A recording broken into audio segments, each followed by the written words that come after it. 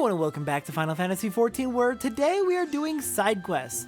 We're going to be mostly working in Kurtha's Western Highlands, but first I want to not make the mistake of leaving this to the end of the patch like last time. Minion roulette for today is giving us Komajiro from the Yokai Watch event. Wandering Moogle! Patch 7.2 included new updates to your character's models, so in case you don't look like the way you look now, they're giving us another free Fantasia. Because we just can't get enough Fantasia. I'm pretty sure people have like collections of like half a dozen by this point that they just got for free. Because they're just giving us Fantasias. I appreciate it, but I think we're all kind of in agreement that it might be going a little bit overkill. Because this is something like $14 for free every time they give us a free Fantasia. These do normally cost money on the mod store. But they're just giving them to us as every time they make a change to character models. And you know what? Awesome.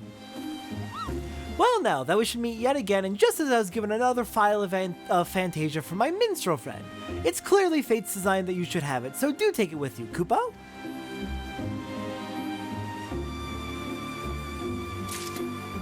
Alright then, with the Fantasia in hand, there's one more thing I want to grab while we're here. There is a new emote available from Jonathan's Master of the Rolls. I think this was added back in 7.1 and I just forgot to grab it, so we're going to grab it now. It is Flower Bed Maintenance. It allows us to, well, let's go ahead and pull it out.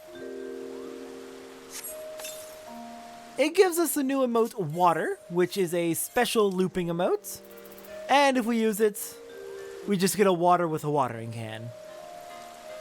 Also, patch 7.2 included a new emote, Tome Scroll, which is the equivalent of the Tombstone emote, but it is looping now. So now you can Doom Scroll. You can just Doom Scroll on your tombstone. Alright, Satora, enough Doom Scrolling. It's not good for you. I think there was another emote that got added, but I don't remember what it was, and apparently I don't have it. So I'm assuming it's just going to be a looping variant of an emote I don't have yet. Alright then, with our quick trip back to Gridania done, let's head off to Falcon's Nest and take care of today's side quests. So the routine we're going to be doing, as we do side quests in Heavensward onwards, is every time we do a side quest video, we're going to do one blue quest in order to get another, They're called ether currents, me. Come on, you got this. We're gonna do another blue quest for an ether current, followed by a set of the regular yellow quests. Let me check. We have 2 available right now in terms of blue quests. Those are the 2 that will give me, yes, those are the 2 that will give me the ether currents, and they are both up at the Convictory. So we're gonna do a few quests over here first. You know what? No. Let's start with the quests over at the Convictory, and then we'll come back here to Falcon's Nest to take care of any over here. I realized like halfway here that I could have just used a Chocobo Keep. Oh well. Alright, so the blue quest we're gonna do today is from Jantalo over here. Jantalo wants you to experience firsthand what life at the Convictory is like. I remember you. How could I forget? You're the last who's in the Azure Dragoons company. Since you are here anyway, perhaps you might like to try your hand at a spot of hunting before you depart. See for yourself what life is like for us convictors. The Ravanian horde is stronger than you might expect. Unless you've been at it for years like I have, I think it prudent to start with something simple and then work your way up to dragons.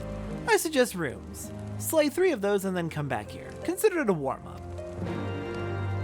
Okay, you're going to train us, I suppose? Fair enough. We'll start with the easy rooms and then we'll make our way back. I should have put on the full coat, but oh well. This is still more than enough to keep me warm in the cursing cold. Just gotta kill 3 of them and then we can return.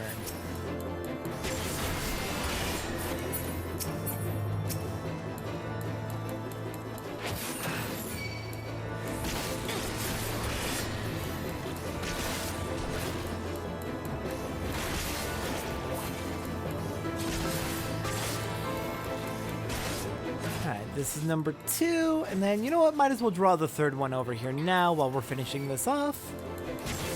And let's get Juniper out as well. Help me fight. Help me kill them all the faster.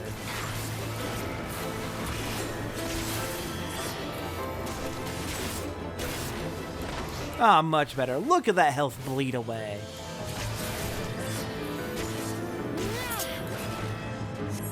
Alright. Now let's get back and hand it in to get our ether current.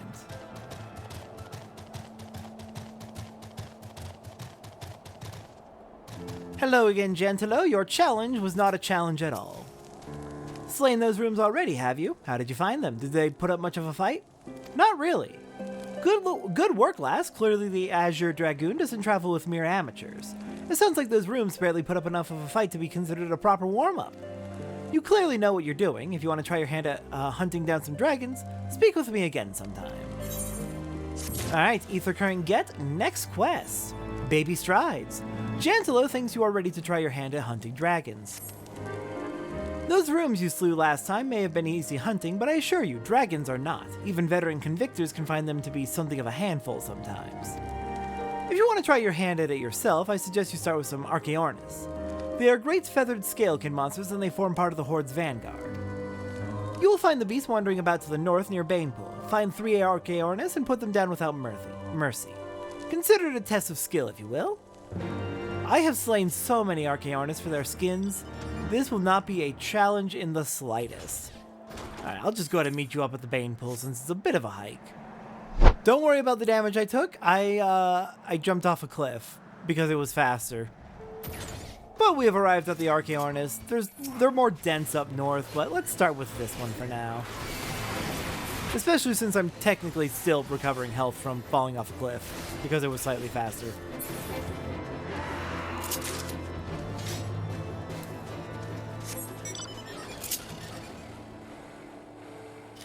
Alright, next up is you, and then we'll need one more to finish off the hunt. Seriously, these are not a threat in the slightest. That cliff did more to me.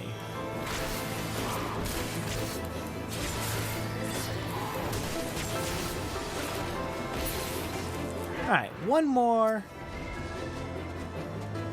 I think I might be good to set you on pure... No, I'll leave it alone. If I set you to pure attacker stance, then you won't be able to use abilities from healer or defensive stance. And defensive stance in particular does have some attacking. Does have abilities that do damage to enemies, so probably best not to limit Juniper. Alright, now that 3 are down, let's head back to the Convictory. I will see you there in a minute. Alright, Gentilo, I return. Hello there. How did you find those Archaeornis? They may not be smart, but they certainly put up a good fight, wouldn't you say? Not really. Heh, you make it sound easy. But not all of us have had the opportunity to fight at the side of the Azure Dragoon, to see firsthand how best these mighty beasts may be brought down. Many Ishgardians think we nobles at the Convictory are simply here out of foppery and whim. They scarce understand the risks we take defending the Ishgard from the Horde. But I feel perhaps that you understand. If ever you decide you want to join the Convictors, you need but say the word. Alright, one more from Gentilo. Gentilo will not stop moaning about his leg. My leg, that last dragon made quite a mess of it. Had it happened to anyone else, I dare say they'd have been made a meal of. Fortunately, I'm made of sterner stuff and got away with no more than a flesh wound to show for it. I'm keen to get back out there and hunt that bastard down, but I shan't be going anywhere until this leg heals up. Say, do you think you could fetch something for me? The waters of Dragonspit are said to have healing properties. If I had some of that, I'd be back on my feet in no time. Take this bottle and fill it with water from that spring, would you? Alright, off to the spring known as Dragonspit.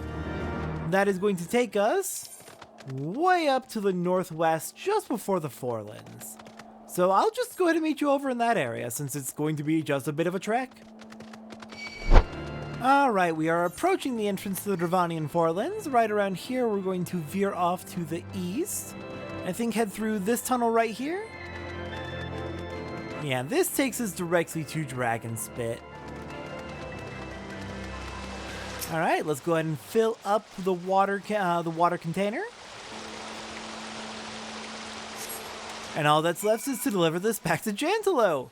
All the way back to the Convictory. Just a long trek. Alright, let's see. Where is this popping us out? Ah! Back on the main road. I recognize this road. Alright, I will meet you back at the Convictory then. Jantelo, I return. Hello there. Do you have that spring water? I need to get back out there. I'm sick of seeing those dragons strut about without a care in the realm. I got your dragon spit water. Good, good, and not a moment too soon. I fear those dragons are starting to forget the taste of Ishgardian steel.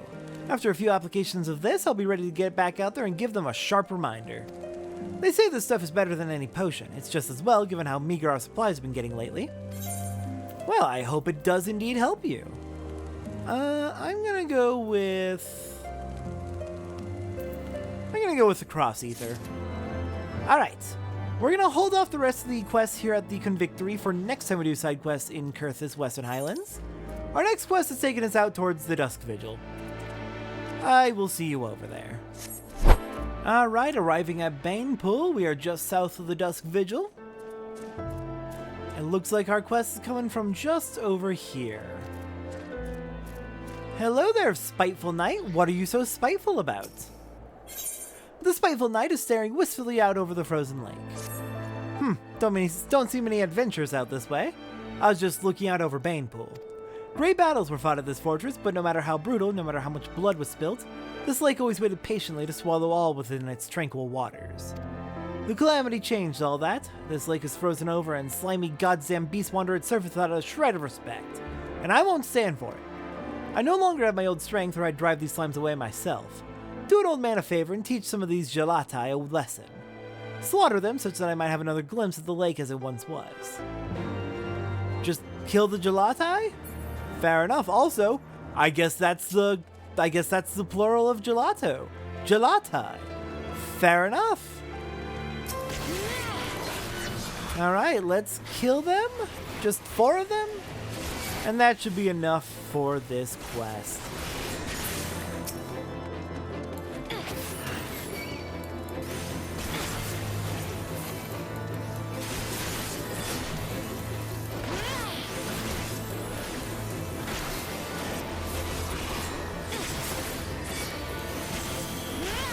Alright, there's 2.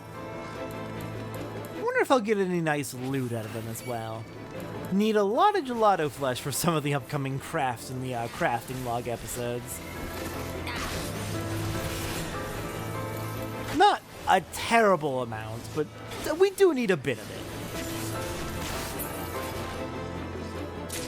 So it'll be nice to have some extras on hand. There we go. 1 more.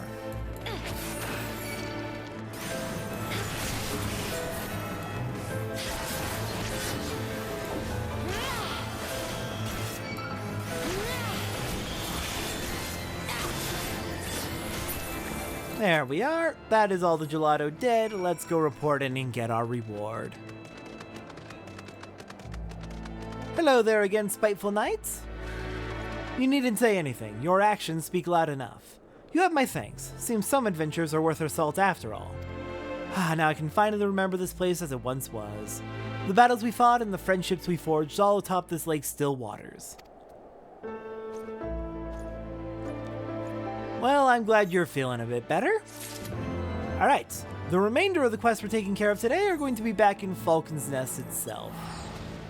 So let's get back there and take care of it.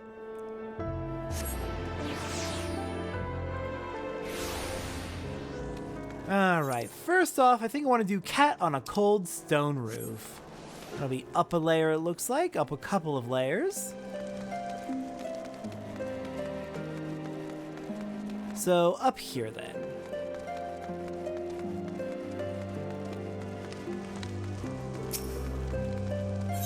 The nonplussed noblewoman is looking up into the parapets with a panicked expression. Uh-oh.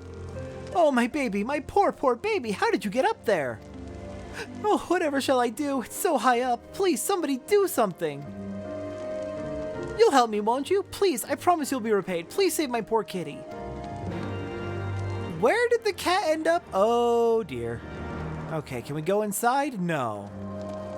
Okay, how do they want us to do this? The easy routes would be to unlock flight.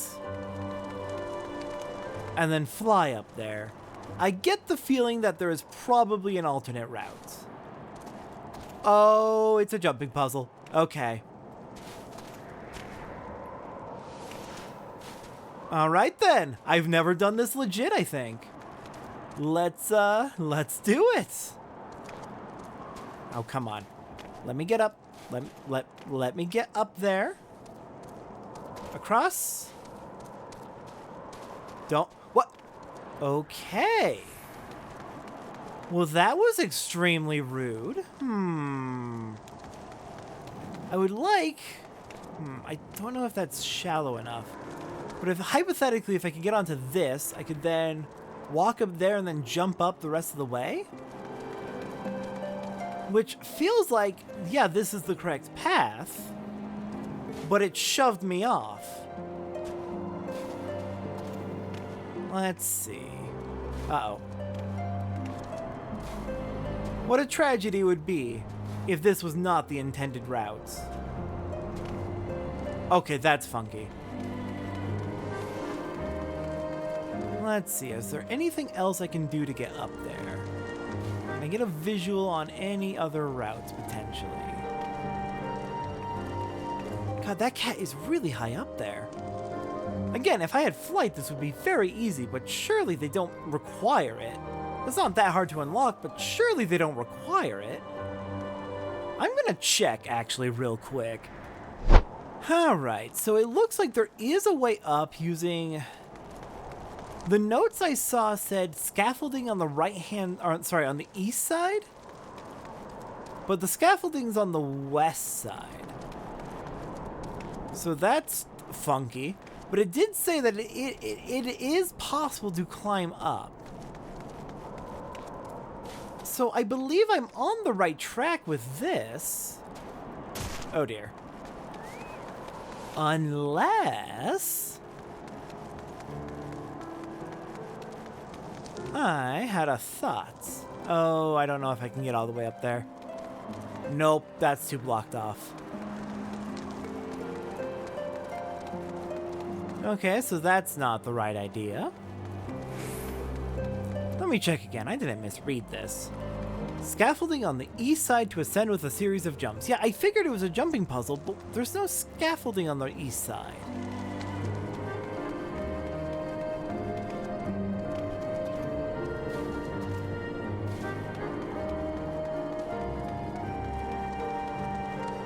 So it has to be this side, correct?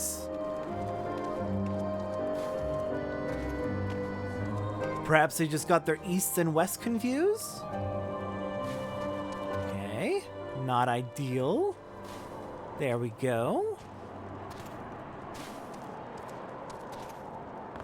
There we go. Okay. Yeah, no, this works. This works.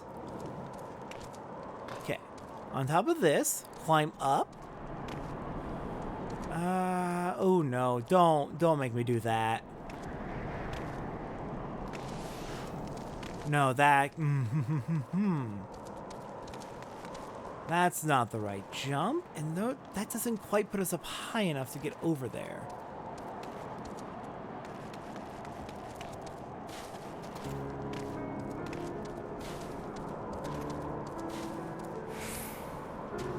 Okay, can we get onto this scaffolding? We can.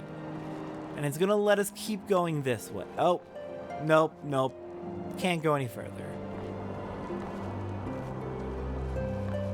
Oh, slipped.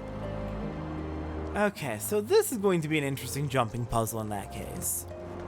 Let me see if I can figure it out, and I'll be back when I have actually solved it.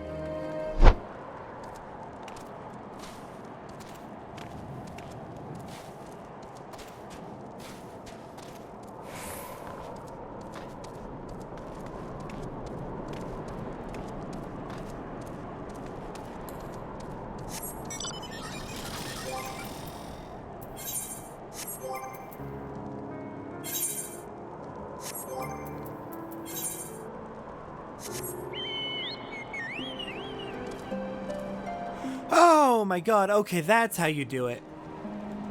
There is a way that doesn't involve using mount speed increase, where you climb up this thing right here, and then you need to like run up it with sprint and do a frame perfect turnaround and jump over to that beam, and then you can go over to there and cross over to here.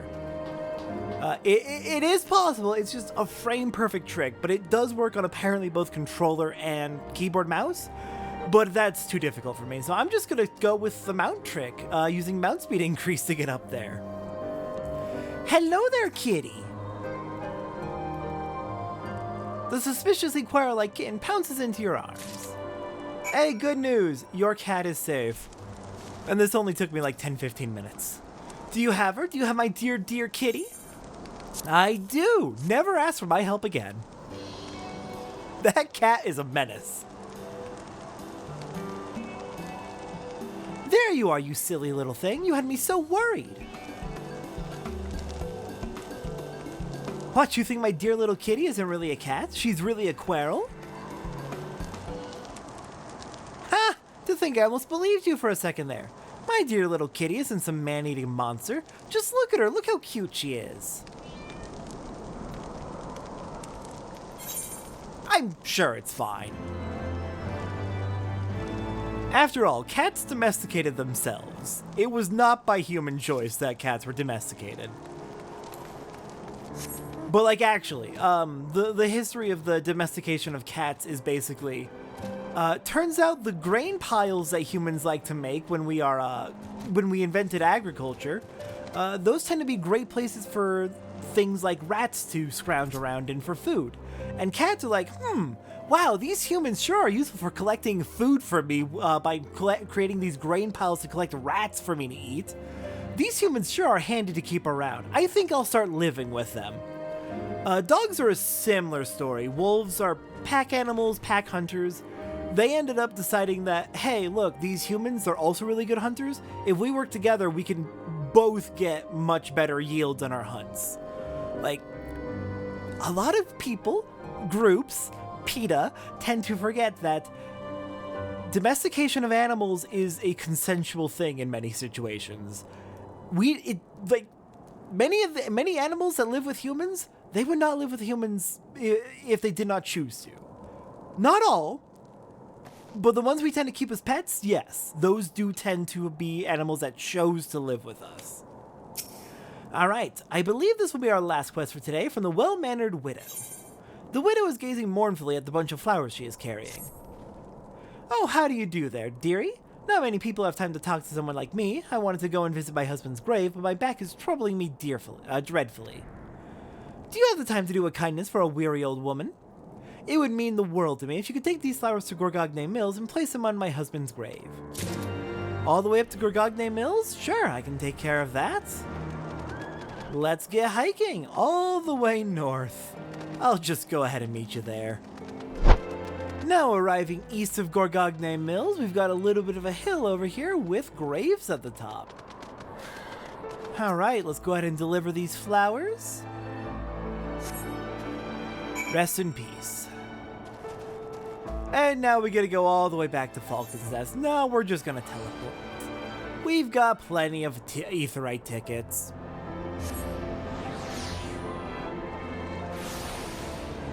No reason to walk all the way back.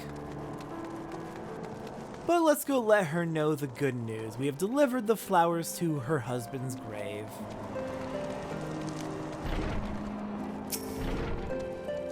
Thank you ever so much for that, dearie. I'm sure my husband appreciated it. Well, that or he's turning in his grave shouting, "Do it yourself, you lazy hag!" He used to be a great knight under House Durendaire, you know. He was tutor to the House's heir, training him in the ways of combat.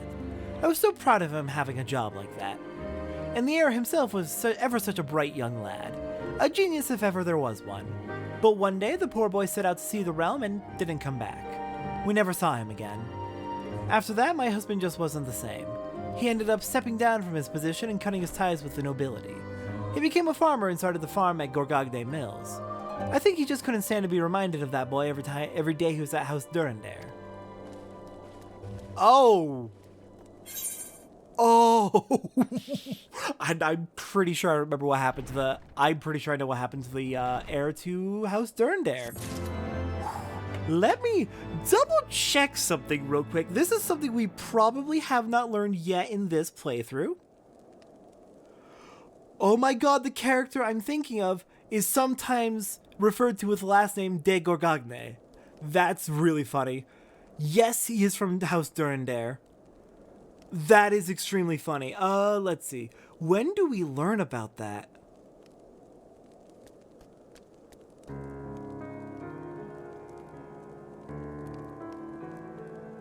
That may have actually been in Post-Moogle, so we might actually know this already.